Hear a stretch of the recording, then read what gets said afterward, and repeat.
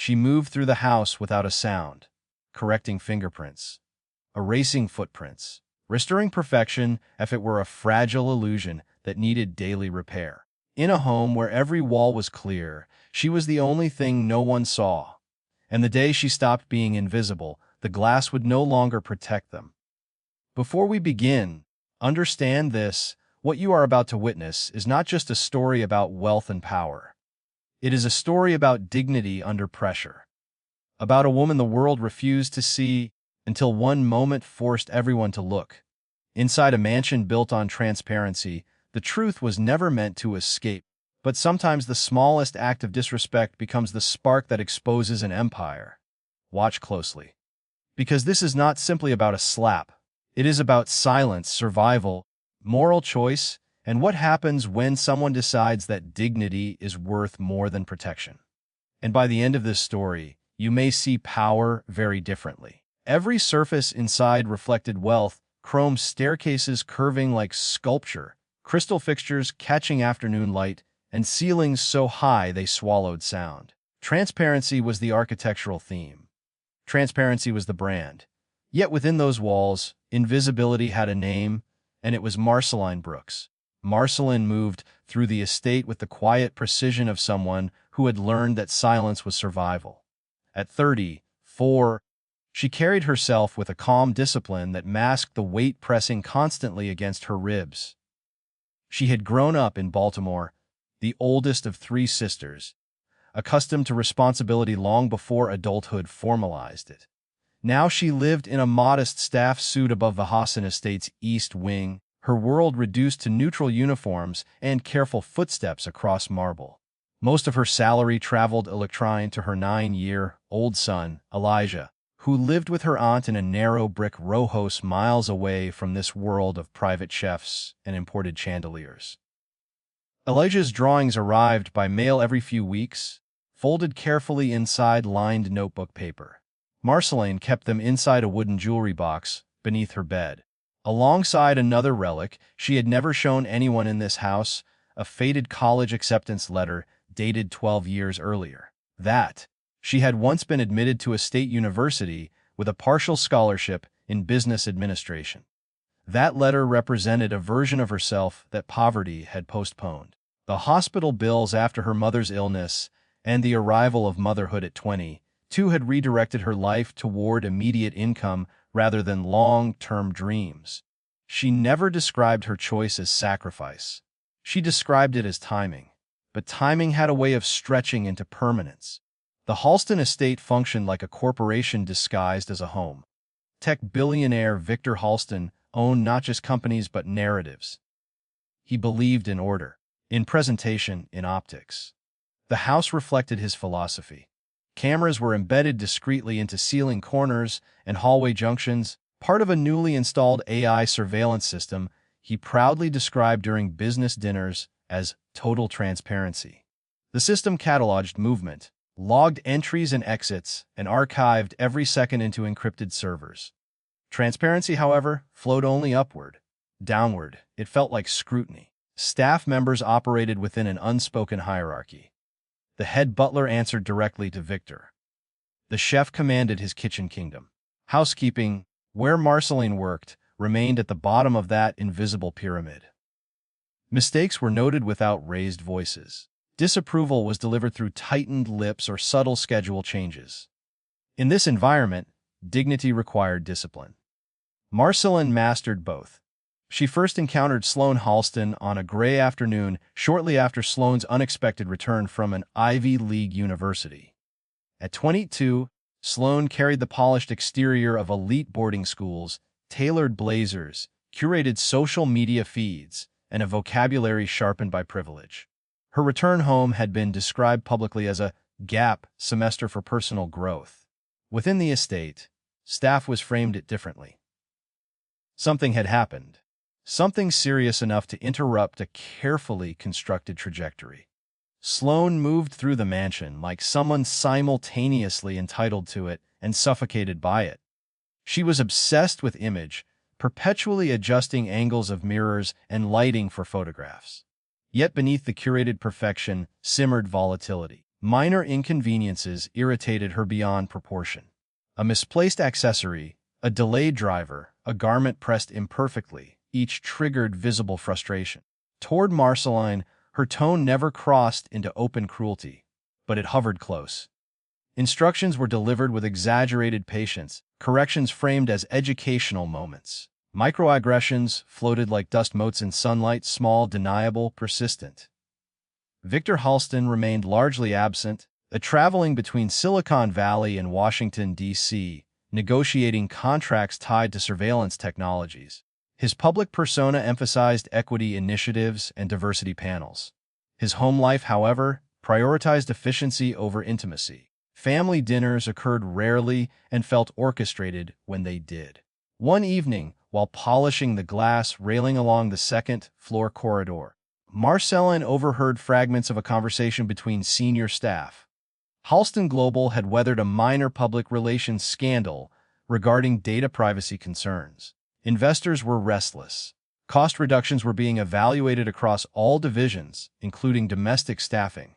The word layoffs slipped into the air and stayed there. For Marceline, the word translated immediately into fear. Elijah's tuition assistance program, her aunt's medical prescriptions, rent back home, all depended on this income. She pressed the cloth harder against the railing, steadying herself with routine. At night, in the quiet hum of the laundry room, after industrial dryers stopped spinning, she opened a small notebook and wrote. She documented her days without embellishment, tasks completed, emotions felt, moments endured. Writing allowed her to transform humiliation into narrative, to frame herself not as victim but as witness. Sometimes she knelt beside the folding table and whispered prayers so softly that even the surveillance microphones, if they existed, would record nothing but breath. She reminded herself that survival was temporary, that dignity did not require recognition to remain intact. As weeks passed, Sloane's online presence attracted controversy. Rumors circulated about disciplinary actions at her university, about a party gone wrong, about behavior inconsistent with the Halston image. Sloane's frustration intensified.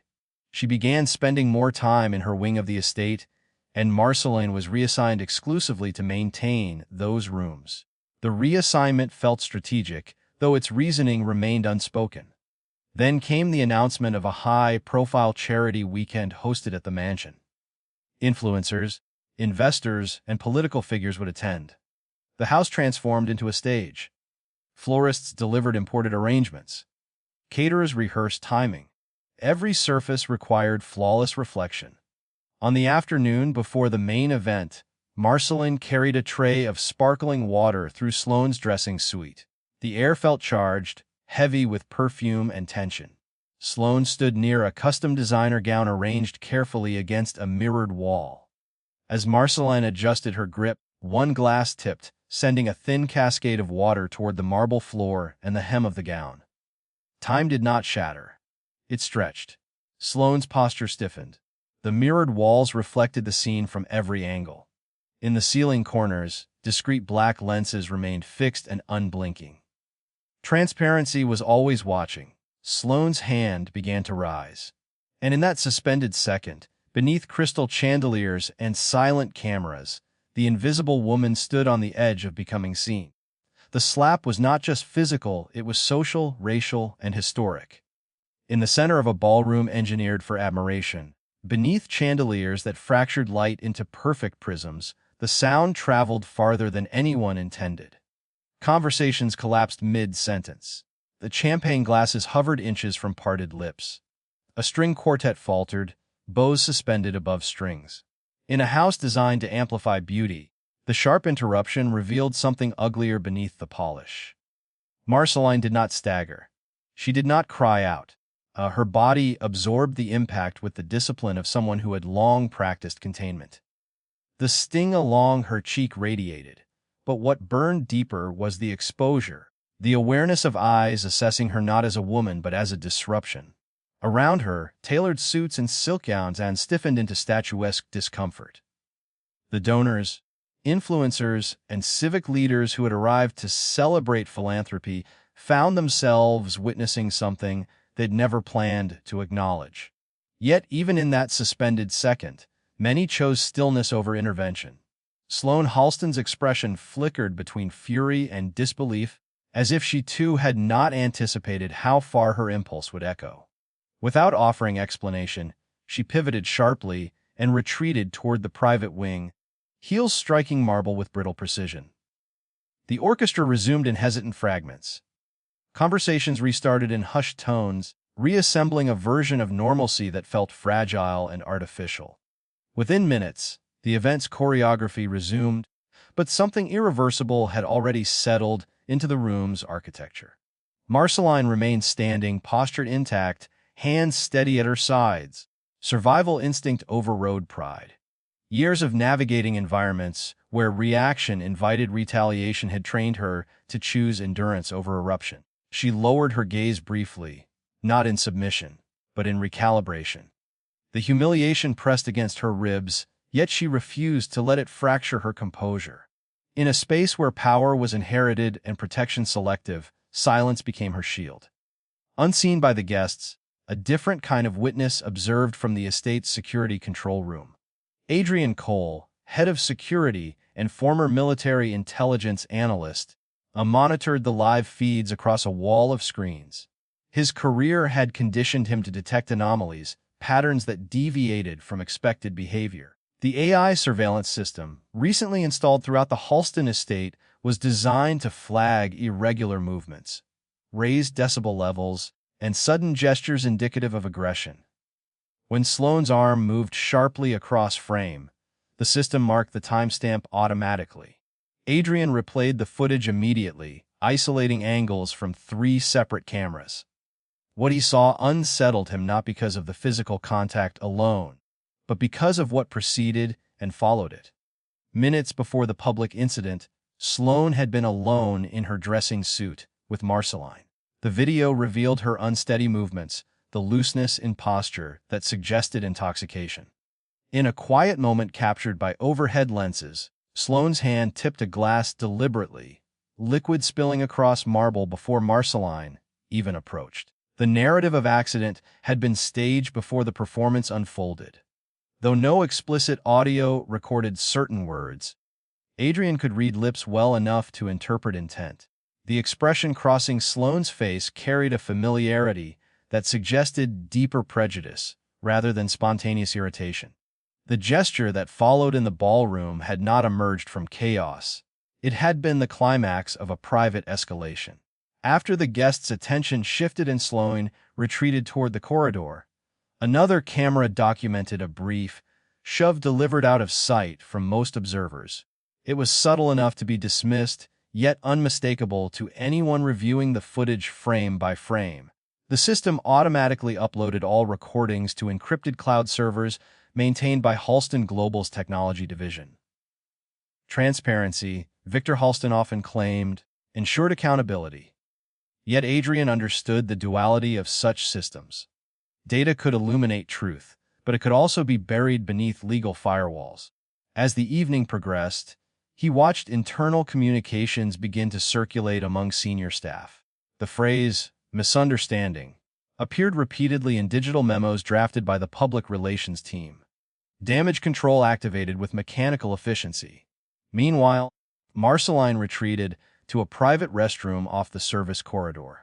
She examined her reflection under sterile lighting, noting the faint swelling along her cheek and the metallic taste gathering inside her mouth. She rinsed quietly, pressing a folded paper towel against her lip until the redness faded. No one accompanied her. No one inquired. The estate's vastness felt cavernous in that moment, echoing with the absence of protection. She considered filing a formal complaint, but recognized the imbalance embedded within that decision. The Halston name commanded legal armies and narrative influence. Her own leverage extended little beyond integrity. Reporting the incident might satisfy pride but jeopardize employment, and employment sustained her son's stability. Survival recalculated once more, and she chose restraint. She returned to her duties, posture composed, movements measured. Later that night, long after guests departed and the mansion settled into curated silence, A Marcellin retreated to her small suite and called Elijah. She asked about his math test, his favorite lunch at school, the science project he had begun constructing from recycled materials. Her voice carried warmth, untouched by the evening's humiliation. She did not describe the ballroom. She did not describe the sting. To him, she remained steady, unshaken. Protecting his innocence required absorbing her own hurt. In the security control room, Adrian lingered after his shift officially ended. Policy required documentation of any flagged aggression event. Corporate loyalty, however, often demanded discretion. Victor Halston's reputation rested on narratives of progress and equity. A viral scandal could fracture investor confidence and jeopardize pending federal contracts. Adrian understood the weight of both obedience and conscience. He replayed the footage again, studying the sequence with analytical precision. The cameras had not blinked. They had captured the deliberate spill, the insult unspoken yet legible, the raised hand, and the final shove hidden from casual view. Evidence existed in immaculate clarity. The question was whether it would remain archived or become revelation. After a prolonged pause, Adrian inserted a secure drive into the console and initiated a private download. The progress bar advanced slowly across the screen, each percentage point feeling heavier than the last. He could not yet define his motive, whether it was preservation of truth or preparation for battle. He only knew that erasing the file would make him complicit in silence. As the download completed, the estate above him slept in curated tranquility. Marble floors reflected moonlight as though nothing had shifted. Yet inside encrypted circuits and one man's guarded decision, the foundation of the Halston Empire had begun to tremble. The cameras did not only capture a slap, they exposed a family built on concealed fractures. What appeared to the world as a seamless empire of innovation and enlightened leadership rested on fault lines, carefully disguised by philanthropy and polished speeches. The Halston name carried weight in boardrooms and political forums, often introduced with admiration. Victor Halston had mastered the art of narrative architecture, constructing a public identity that radiated progress and moral responsibility. He stood regularly on global stages as a philanthropist funding digital literacy initiatives in underserved communities. He sponsored diversity campaigns that featured carefully curated testimonials and strategic partnerships.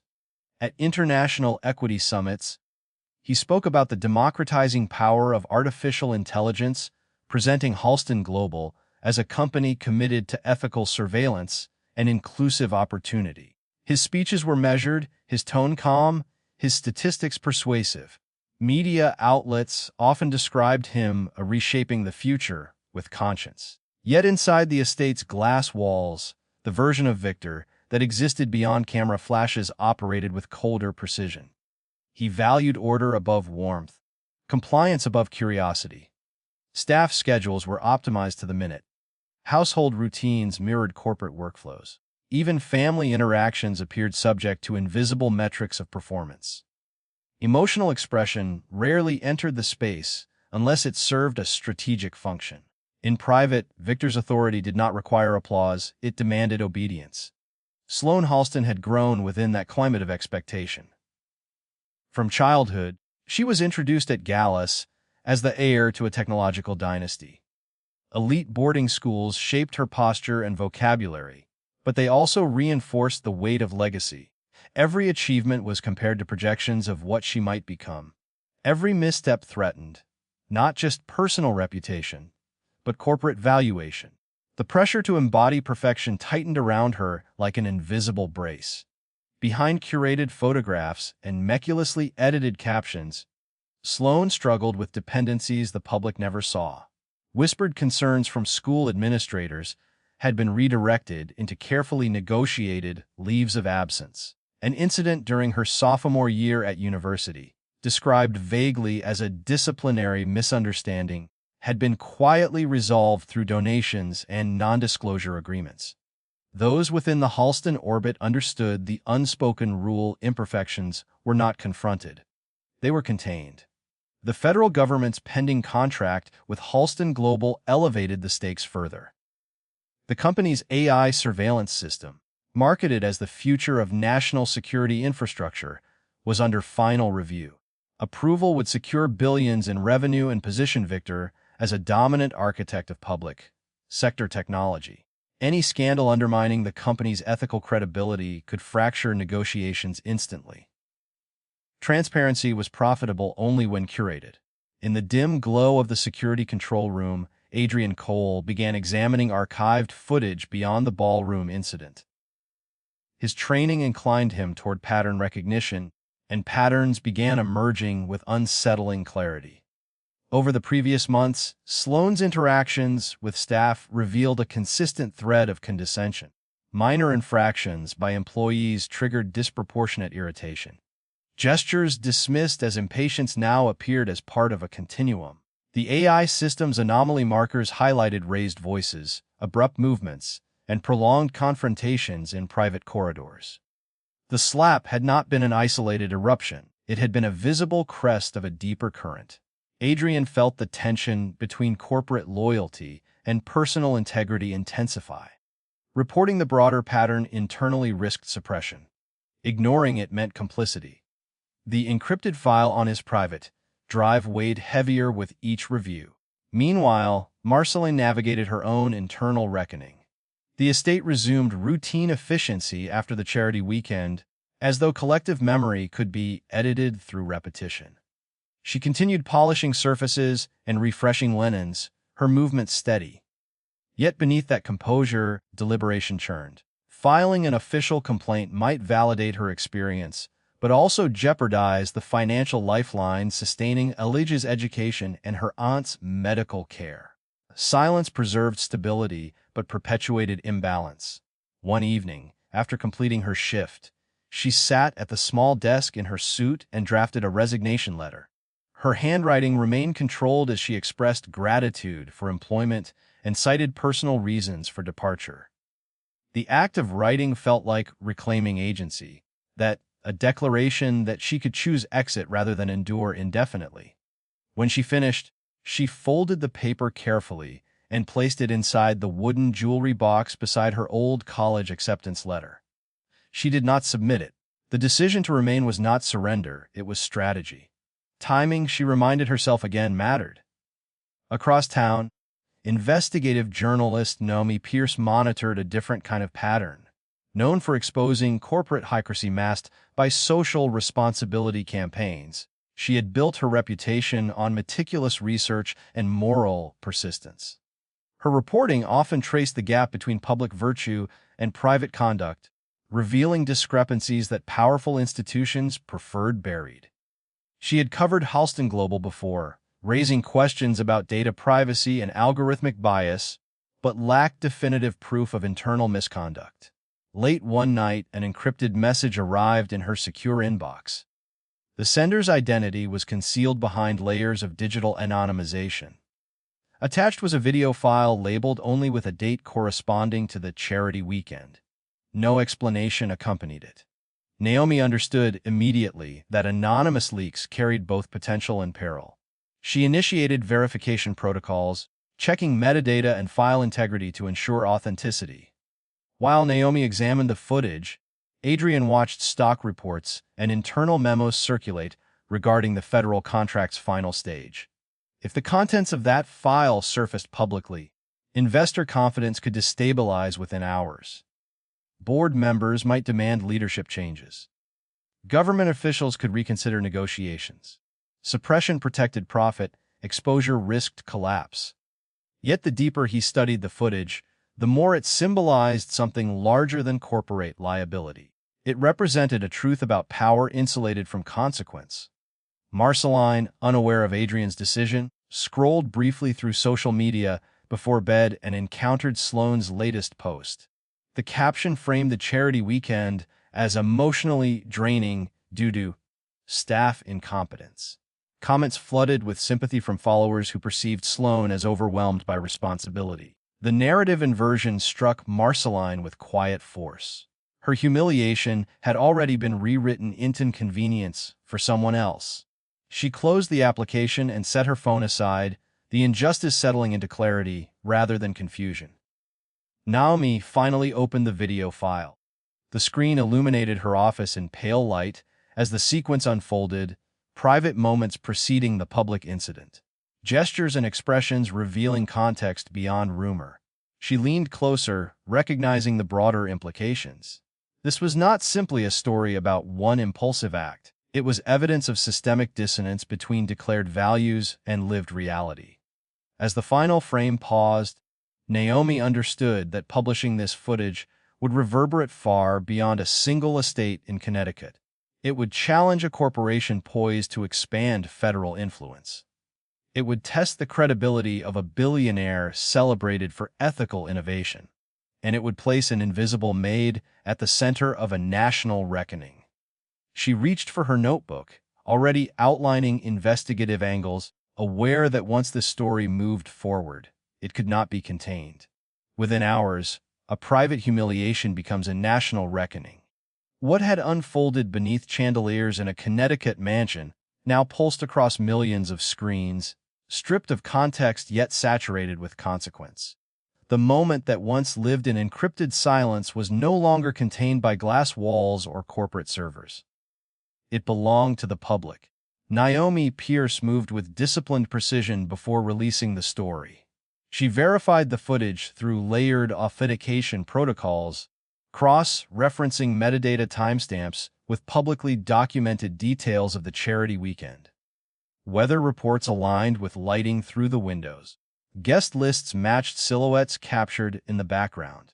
Digital signatures embedded in the AI surveillance file confirmed its origin within Halston Global's proprietary system. Every frame carried integrity. There was no distortion, no manipulation. Only sequence and truth. The racial aggression embedded within the footage was unmistakable. Though certain words remained inaudible, the visual context told its own story: intentional provocation, escalating hostility, and a public act that reflected deeper prejudice. Naomi framed her article not as sensational exposure, but as structural analysis. As she detailed Victor Halston's public advocacy for equity alongside the private contradiction unfolding inside his own home. She contextualized the company's federal AI surveillance contract negotiations, emphasizing the ethical implications of a corporation promoting accountability while suppressing misconduct internally. When the article went live, it spread with accelerated velocity. Within an hour, the video trended nationally. Within 3 hours, it crossed international feeds. A hashtag demanding dignity for domestic workers surged to the top of social platforms. Commentators dissected the footage frame by frame. Civil rights advocates amplified it as emblematic of broader systemic imbalance. Financial analysts, more pragmatic in tone, tracked the immediate market reaction. Halston Global's stock price dipped sharply at opening bell and continued sliding, registering an 11% decline within 48 hours. Political leaders who had recently praised Victor's technological partnerships began recalibrating their proximity. Carefully worded statements emerged, emphasizing commitment to ethical review. Invitations to policy panels were quietly reconsidered. The federal contract under negotiation entered a period of extended evaluation. The language was bureaucratic, but the message was unmistakable: association carried risk. Yet, public consensus was not unanimous. Certain media outlets attempted to reframe the narrative, scrutinizing Marceline's employment record and questioning her background. Comment threads speculated irresponsibly about her immigration status, despite no evidence suggesting irregularity. The insinuations revealed how quickly systems weaponized doubt against the vulnerable. Marceline, an American citizen born in Maryland, felt the chilling implication of such rhetoric. The mansion's gates, once symbols of exclusion from wealth, now seemed insufficient to block invasive scrutiny. Sloan released a statement through her representatives, claiming the video had been selectively edited and taken out of context. She described the incident as a moment of emotional distress, exaggerated by external agendas. Corporate crisis teams activated with methodical efficiency. Public relations consultants drafted talking points emphasizing family privacy and mental health awareness. Legal advisors evaluated potential defamation countersuits. The machinery of protection turned swiftly. Inside the estate, normalcy fractured. Media vans lined the road beyond the wrought iron gates. Satellite dishes angled toward the sky like mechanical sunflowers. Reporters waited for statements, cameras poised for any movement. Marceline watched from an upstairs window, her reflection merging with flashing lights outside.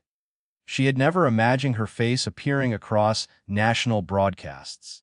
She worried not about reputation, but about Elijah.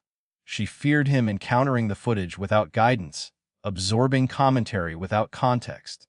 That evening, she called her aunt to ensure Elijah was shielded from the noise. Her voice remained steady, yet beneath it lay apprehension. Childhood should not require processing public humiliation. She reassured herself that truth, however uncomfortable, would one day serve as foundation rather than burden. Meanwhile, Adrian faced internal interrogation. Senior executives questioned his adherence to protocol, analyzing system access logs and download timestamps. Though he had not publicly claimed responsibility for the leak, digital footprints narrowed suspicion. He maintained composure, citing procedural documentation requirements. Loyalty to truth competed with loyalty to employer. In corporate corridors, allegiance often determined survival. Victor Halston launched an internal investigation, framing it as commitment to transparency. Committees formed. Consultants were hired. Statements emphasized zero tolerance for misconduct. Yet beneath the formal language lingered strategic urgency. The federal contract, the board's confidence, investor stability, all hung in delicate balance. For the first time in years, Victor appeared not as orchestrator, but as respondent. Amid the chaos, something unexpected occurred. Messages began arriving in Marceline's inbox, first dozens, then hundreds, then thousands. Former domestic workers shared stories of quiet endurance. Parents expressed gratitude for her restraint and dignity. Advocacy organizations offered legal assistance. The volume overwhelmed her, yet it also redefined her isolation. She had believed her experience singular, confined to marble corridors. Now she understood it as part of a broader pattern witnessed by many. Despite encouragement from supporters urging litigation or retribution, Marceline did not seek revenge. What she desired was acknowledgement, clear recognition that her humanity was not subordinate to wealth. Her restraint became a different kind of statement, one rooted in moral steadiness rather than outrage. As the week progressed, stock volatility persisted and political scrutiny intensified. The mansion's once serene grounds felt encircled by scrutiny. Staff members moved with heightened caution, aware that every gesture might be interpreted symbolically. Transparency, once a marketing slogan, had transformed into exposure. Then, late one afternoon, a message arrived through formal channels requesting Marceline's presence in Victor Halston's private office. The request was framed as an opportunity for dialogue and resolution. Observers speculated that a settlement or public apology might follow. Analysts predicted damage control strategies. Supporters hoped for accountability.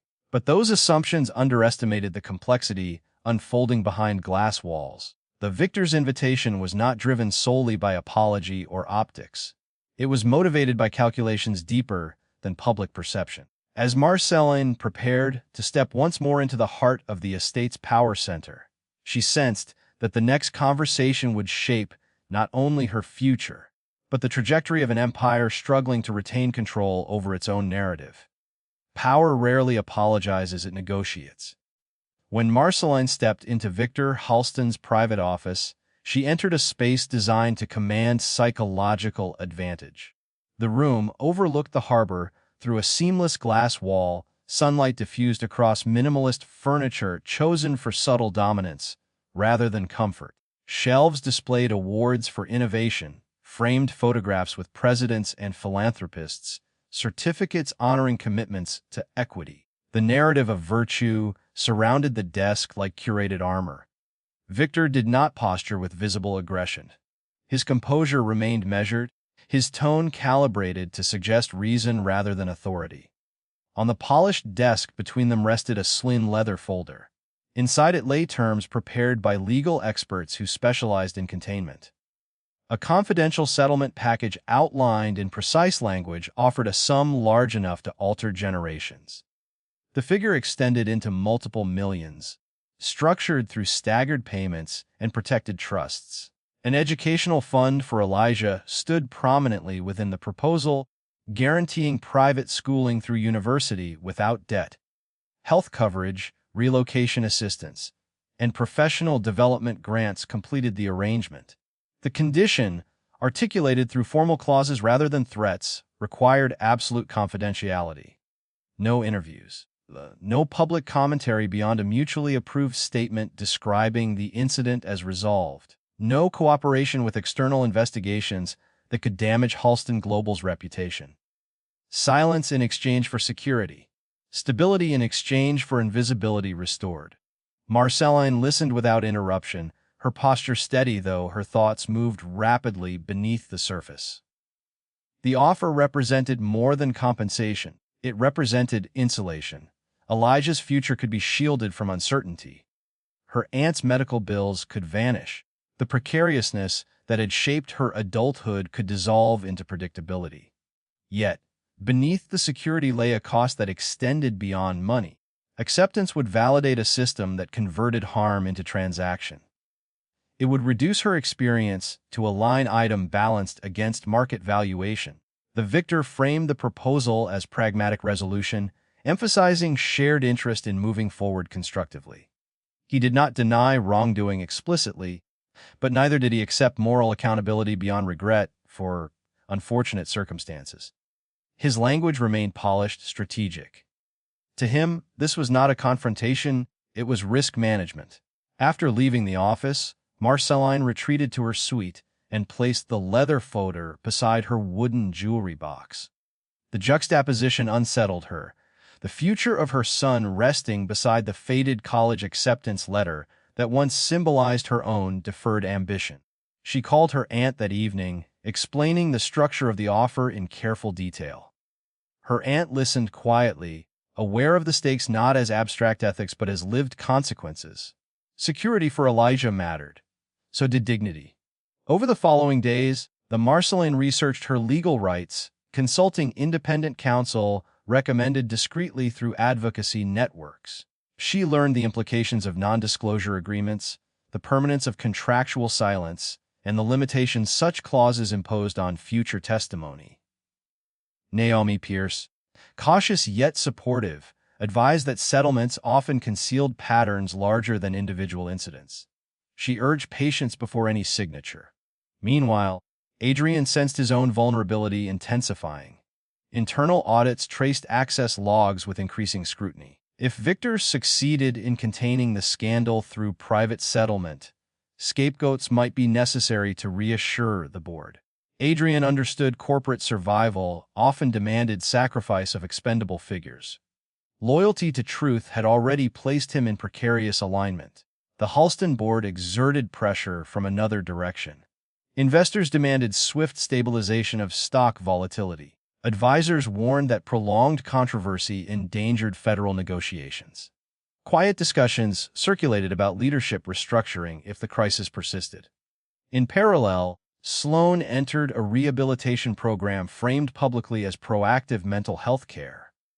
The narrative shifted toward recovery and compassion, subtly reframing accountability as illness. Through it all, Marceline revisited a memory from childhood that returned with unexpected clarity. She saw her mother standing in a grocery store years earlier, accused unjustly of attempting to use an expired coupon. The manager's skepticism carried undertones beyond policy. Her mother had not argued. She had paid full price and left with quiet composure, later explaining to young Marceline that survival sometimes required swallowing injustice. At the time, that lesson felt like strength. Now it felt like inheritance weighted with unfinished correction. The dignity in suffering that had guided her thus far reached its peak tension. Was silence strength, or was it complicity disguised as prudence? She drafted a public statement late one night, articulating her commitment to accountability and systemic respect for domestic workers. The words flowed steadily, rooted not in anger but in clarity. Yet when she reached the final paragraph, her pen paused. She recognized that once released, her life would not return to anonymity. Threats might escalate. Opportunities might narrow. Safety itself could shift. In that pause, transformation began. She realized that her worth did not derive solely from the paycheck that sustained her son. It emerged from the example she set for him. Security purchased at the cost of truth would teach him accommodation rather than courage. She imagined Elijah years later asking what she had done when confronted with injustice amplified by power. The answer mattered. The following morning, she requested a brief follow-up meeting with Victor. Observers assumed she would sign. Corporate counsel prepared final documentation. The board anticipated resolution. Adrian monitored internal communications, uncertain whether the crisis would close or expand. Marceline entered office again, leather folder in hand. She placed it gently on the desk, untouched by signature. Her expression carried neither defiance nor submission, only conviction sharpened by reflection. She articulated her decision calmly, declining the settlement as structured. She expressed willingness to engage in transparent accountability without silencing conditions. The request shifted leverage away from transaction and toward principle. Victor's composure flickered briefly, not with anger, but with recalculation. The refusal complicated strategic containment. It threatened to extend scrutiny beyond manageable boundaries. It signaled that the narrative could no longer be negotiated exclusively within boardrooms. As Marceline left the office, uncertainty trailed her steps. She understood that rejecting financial security in favor of open accountability invited unpredictable consequences. Legal battles could follow. Public hostility could intensify. Personal safety might require vigilance. Yet beneath the anxiety lay an unexpected steadiness. She had chosen alignment with her values over immediate comfort. Outside, the harbor reflected a sky shifting toward dusk, light refracting across water in restless patterns. The mansion behind her remained intact in structure, but its foundations felt less certain. By declining silence, Marceline had not only unsettled a billionaire's strategy, she had placed herself at the center of forces far larger than individual conflict. The decision reverberated quietly at first, but its implications promised to reshape both her life and the architecture of an empire struggling to preserve control. For the first time in her life, she stands not as a maid, but as a witness. The press conference takes place not inside marble corridors or beneath curated chandeliers, but on the steps of a modest legal office in downtown Stamford. The building's brick exterior carries no illusion of grandeur, yet the space feels more honest than any room inside the Halston estate. Cameras gather in a tight semicircle. Reporters adjust microphones. The air hums with anticipation that extends far beyond a single incident. Marceline stands beside her legal counsel, shoulders squared, posture calm. She does not wear designer labels or borrowed symbolism. She wears a simple navy dress and the steadiness of someone who has rehearsed her truth privately for years. When she begins speaking, her tone is measured, deliberate, grounded. She confirms that she declined a confidential financial settlement. She states that silence in exchange for security would have contradicted her responsibility as both a mother and a citizen. She frames the incident not as personal revenge, but as evidence of systemic disrespect embedded within environments insulated by wealth. Her words avoid dramatic flourish. She does not raise her voice. She describes dignity as non-negotiable, accountability as restorative rather than destructive. She emphasizes that domestic workers across the country operate within structures that render them invisible until crisis exposes imbalance. In refusing hush money, she clarifies that her intention is not to dismantle individuals, but to illuminate systems. The distinction resonates. Public response intensifies within hours. Advocacy groups amplify her speech. Civil rights organizations cite her statement as emblematic of broader labor inequities. Former employees of Halston Global and the estate begin contacting investigative journalists, describing patterns of intimidation and verbal hostility that predated the charity weekend. The narrative shifts from isolated misconduct to institutional culture. Documentation surfaces, internal emails, non-disclosure agreements, testimonies recounting subtle coercion masked as corporate efficiency. The federal contract under review enters formal suspension pending ethical evaluation. Government oversight committees announce preliminary inquiries into Halston Global's surveillance practices. Investors demand emergency board meetings. Victor Halston, once invited to keynote global innovation summits, now faces congressional questioning regarding internal compliance protocols. The contrast between public branding and private governance becomes central to national debate. Simultaneously, Sloan's prior university incident resurfaces in investigative reporting. Archived campus security reports and anonymous testimonies suggest a history of confrontational behavior previously contained through influence. What had once been dismissed as youthful indiscretion now appears part of a pattern shielded by power. The revelation complicates attempts to reframe the ballroom incident as isolated emotional distress. Amid escalating scrutiny, an emotional moment unfolds that transcends political discourse. Elijah travels with Marceline's aunt to stand beside her at a community forum on workplace dignity. Photographs capture mother and son embracing under open sky rather than glass ceilings. For Marceline, the reunion represents more than family comfort. It signifies alignment between her public stance and private purpose.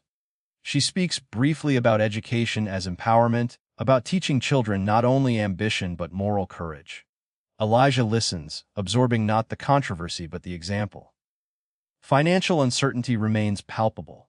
Without settlement funds, Marceline's future depends on unstable advocacy work and potential employment disruptions. Threatening messages begin arriving through anonymous channels, accusing her of opportunism or betrayal. Security advisors recommend caution.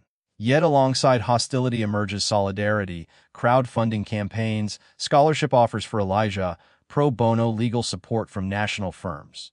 The country appears divided, but the scale of support signals that her choice has activated collective conscience. Adrian steps forward publicly during a closed-door congressional session, confirming the authenticity of the surveillance footage and acknowledging his role in preserving the file. His testimony carries professional risk, yet it reinforces the integrity of the evidence. By validating the timeline and AI anomaly detection records, he prevents corporate narratives from dismissing the video as fabrication. In doing so, he aligns his career with transparency rather than convenience. Within Halston Global, tension fractures executive unity. Some board members advocate for leadership restructuring to stabilize market confidence. Others defend Victor's strategic vision, arguing that the scandal reflects personal misconduct rather than systemic failure. Internal communications leak, revealing debates over ethics versus profitability. The corporation's identity stands at crossroads. As federal investigators expand their review, new questions emerge regarding the surveillance system itself. Preliminary audits suggest that certain data collected within private residential spaces may have exceeded disclosed parameters. If validated, such findings would transform the scandal from cultural misconduct to potential regulatory violation. The implications extend beyond one estate into national conversations about privacy and technological oversight. Marceline observes these developments with tempered awareness. She understands that momentum can elevate as quickly as it dissipates. Her objective remains consistent: dignity recognized, accountability enacted, systemic reform initiated. She refuses invitations framed as spectacle and accepts those aligned with constructive dialogue. Each step forward requires balance between visibility and vulnerability. Late one evening, as legal teams review federal correspondence, an update arrives indicating that investigators have identified additional internal surveillance deployments within Halston properties not previously disclosed in regulatory filings. The scope appears broader than anticipated, involving data aggregation beyond domestic security. The revelation suggests that the ballroom incident may have been captured by a system operating under ethically ambiguous parameters. The possibility reframes the narrative entirely. What began as exposure of personal misconduct now hints at structural overreach embedded within a corporation negotiating federal power. The cameras that recorded humiliation may have been part of a larger architecture of quiet observation extending far beyond household management. As Marceline closes her laptop that night, she senses that the path ahead will not narrow, it will widen. Her decision to stand without armor has shifted the center of gravity from private grievance to public accountability. And if federal investigators confirm deeper misuse within Halston Global's surveillance network, the slap that once echoed through marble halls will be remembered not as the origin of scandal, but as the spark that illuminated an empire's concealed design. Empires rarely fall from outside attacks, they collapse from internal rot exposed to light. The announcement arrives on a gray morning through an official Department of Justice press briefing. Federal investigators confirm a formal inquiry into Halston Global's surveillance practices, corporate governance, and internal compliance failures. The language is restrained procedural, but its weight is unmistakable. What began as a viral video has evolved into a national case study on unchecked power. Financial markets respond with clinical severity. Halston Global stock plunges further, wiping billions from valuation within days. Analysts who once praised Victor Halston's foresight now dissect his leadership with surgical detachment. Investor confidence erodes not only because of the initial incident, but because of what it revealed: structural arrogance disguised as innovation. Each new headline compounds the decline, transforming temporary volatility into sustained instability. Inside corporate headquarters, emergency board meetings stretch late into the night. Directors debate optics, liability exposure, and fiduciary responsibility. The conclusion, though framed diplomatically, carries finality. The board votes to remove Victor Halston as chief executive officer pending investigation outcomes. The press release describes the transition as necessary for organizational stability. Behind the formal phrasing lies acknowledgement that leadership credibility has fractured beyond repair. Adrian Cole, once uncertain of his professional future, receives formal whistleblower protections under federal statute. His decision to preserve and authenticate the footage is recognized as material to ongoing investigations. For the first time since downloading the file, he breathes without anticipating immediate termination. The irony is not lost on him. Transparency marketed for profit has ultimately shielded truth from suppression. Sloan enters mandated rehabilitation as part of negotiated compliance with investigative authorities. Public narratives shift from indulgent sympathy to critical evaluation of privilege, insulated from accountability. Media outlets reframe the story as emblematic of systemic abuse enabled by wealth and influence. Commentators explore how corporate culture trickles into domestic environments, shaping expectations of consequence immunity. The focus widens from individual misconduct to inherited entitlement sustained by institutional protection. Meanwhile, Marceline's life transitions in quieter increments. The community organizations invite her to speak about workplace dignity and ethical reform. She accepts selectively, wary of spectacle, but committed to purpose. Local leaders present her with awards recognizing courage and civic contribution. Each plaque and certificate feels less like personal triumph and more like shared acknowledgement of collective endurance. With guidance from nonprofit advisors, she establishes a scholarship fund dedicated to domestic workers seeking higher education. The initiative channels donated resources into grants that support career transitions and vocational training. Naming the fund requires reflection. She chooses a title emphasizing visibility rather than victimhood. Through this work, she transforms a moment of humiliation into infrastructure for opportunity. Healing unfolds gradually rather than dramatically. Marceline begins therapy sessions to process accumulated stress and public exposure. She confronts not only the ballroom incident, but years of contained frustration predating it. The sessions help her disentangle survival strategies from self-worth. At home, stability deepens.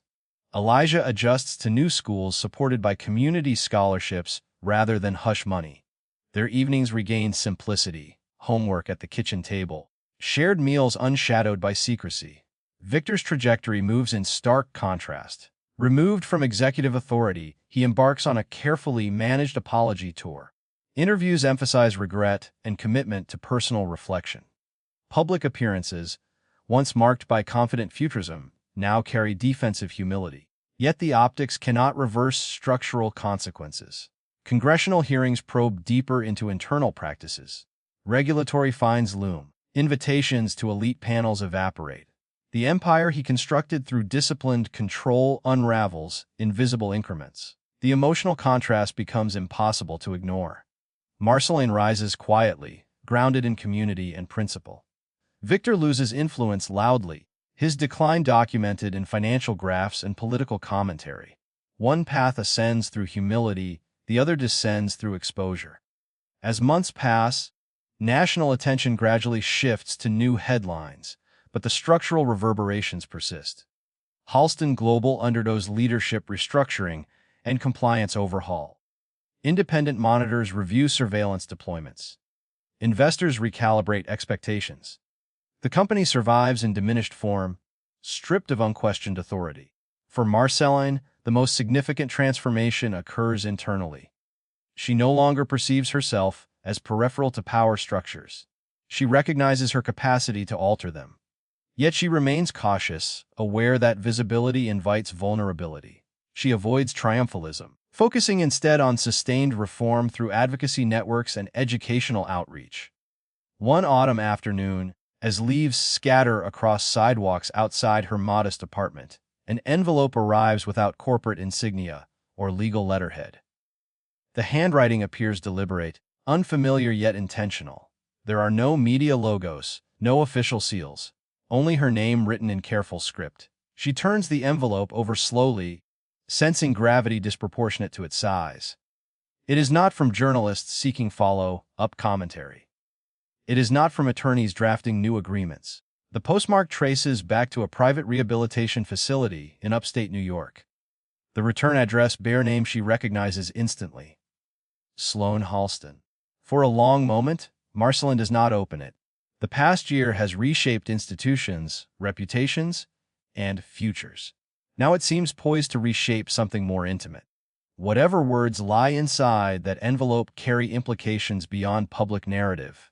Implications about accountability, remorse, and the possibility of transformation. As daylight fades across the room, she breaks the seal, unaware that the contents will challenge not her strength, but her capacity for closure. True justice is not revenge. It is restoration without surrendering dignity. When Marceline opens the letter from Sloan Halston, she expects defensiveness wrapped in polished language. Instead, she finds something restrained, deliberate, and unadorned. The letter confirms that Sloan is enrolled in a long-term recovery program, and not only for substance dependency, but for behavioral rehabilitation structured around accountability. There is no request for public forgiveness, no attempt to reposition herself as misunderstood. The words acknowledge wrongdoing without dilution. The letter does not ask for reconciliation. It accepts consequence. Marceline reads the pages twice, absorbing their tone more than their phrasing. The admission does not erase history, but it shifts its texture. For months, the national narrative revolved around scandal, power, and institutional collapse. Now the focus narrows to something more human and more complex, the possibility that exposure can initiate transformation. The letter does not absolve. It simply recognizes. That recognition compels reflection. Marceline considers the generational patterns that shape both her life and Sloan's. One raised in scarcity, trained to endure silently. The other raised in privilege, the shielded from consequence. Both products of environments that taught survival through different strategies. The cycle of pain often reproduces itself quietly unless interrupted by intention. She understands that retaliation would sustain the cycle rather than resolve it. Public condemnation has already occurred. What remains is the question of what kind of future she intends to cultivate. She chooses not to respond publicly to the letter. There is no press release, no social media statement framing forgiveness as spectacle. Instead, she channels energy into infrastructure. The nonprofit she began in the wake of the scandal evolves into a formal organization dedicated to workplace dignity reform. Policy workshops, legal clinics, and educational grants expand its reach beyond domestic labor into broader service industries. Donors who once supported her cause as symbolic solidarity now invest in measurable change. Transparency becomes a principle applied with care rather than marketed for advantage. Elijah enrolls in a private STEM academy supported through scholarship partnerships rather than settlement funds. His curiosity flourishes in classrooms equipped with robotics labs and mentorship programs. He speaks openly about ethics in technology, influenced perhaps by witnessing how surveillance can both harm and protect. Marceline watches him build small coded programs at the kitchen table and senses the quiet fulfillment of delayed reward. Security achieved through principle carries different weight than security purchased through silence. Adrian, after testifying in federal proceedings and assisting compliance audits, transitions into ethics consulting for emerging technology firms. His career, once confined to security enforcement, shifts toward advisory roles, emphasizing responsible data governance. He lectures occasionally on the importance of internal accountability, citing unnamed experiences that alter his understanding of loyalty. Protection, he now believes, must extend to truth as much as to institutions. Victor Halston withdraws gradually from public visibility. Legal settlements and regulatory restructuring redefine his legacy. He retains wealth, but not influence. The spotlight that once amplified his speeches fades into selective appearances. His name becomes case study material in business schools examining corporate ethics failures. The empire survives in reduced form, restructured under leadership committed to transparency that is audited rather than advertised.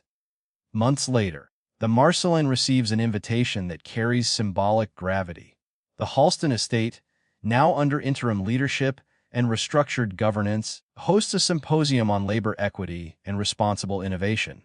She is invited not as staff, but as keynote speaker. The decision unsettles her briefly.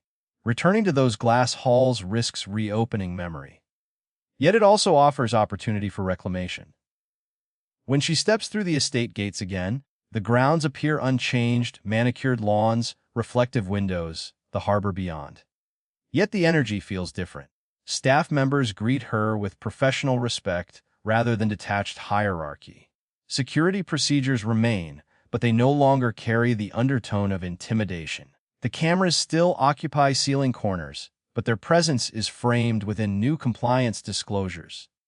Inside the ballroom where humiliation once unfolded, chairs are arranged facing a podium.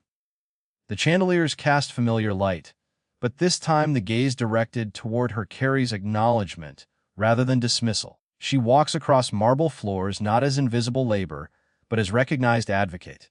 The symbolic reversal is subtle yet profound. The same architecture that once amplified imbalance now hosts dialogue about reform. Her speech does not recount trauma in dramatic detail. Instead, it explores dignity as structural necessity within institutions, claiming ethical leadership. She speaks of delayed reward, not as passive waiting, but as disciplined endurance aligned with eventual accountability. She emphasizes that transparency without humility becomes surveillance, while transparency with integrity becomes trust. The audience listens not out of obligation, but out of recalibrated respect. After the symposium concludes, she lingers briefly in the corridor where she once polished glass railings in silence. Memory does not sting as sharply now. It informs rather than imprisons. Before leaving, she carries with her a small folder from her nonprofit archive, the original unsigned resignation letter she wrote to her moment of private despair. Later, at the organization's headquarters, she places it into a protected display case documenting the turning points that shaped its mission. The letter stands as artifact of decision deferred and courage chosen. Evening settles quietly across the harbor as she returns home. The cameras that once recorded humiliation now operate under stricter oversight, their data logs subject to independent review. Somewhere within archived files remains the footage that altered trajectories. It exists not as spectacle, but as reminder that visibility can ignite accountability when aligned with conscience. In the stillness of her apartment, Marceline reflects on the arc that carried her from invisibility to influence. Dignity in suffering did not require applause, yet it ultimately attracted it. Delayed reward did not guarantee comfort, yet it yielded stability rooted in principle. Earned peace, she realizes, is not the absence of memory, but the integration of it. Outside, city lights flicker against darkened windows, reflections layered upon reflections. The world continues its restless motion. But within her life, a steadier rhythm has emerged, one defined not by reaction to power, but by intentional construction of justice. And somewhere in the quiet circuitry of surveillance systems, once misused, the same technology that captured a moment of humiliation now stands as silent witness to transformation, suggesting that sometimes the smallest rupture in dignity becomes the first step toward generational change.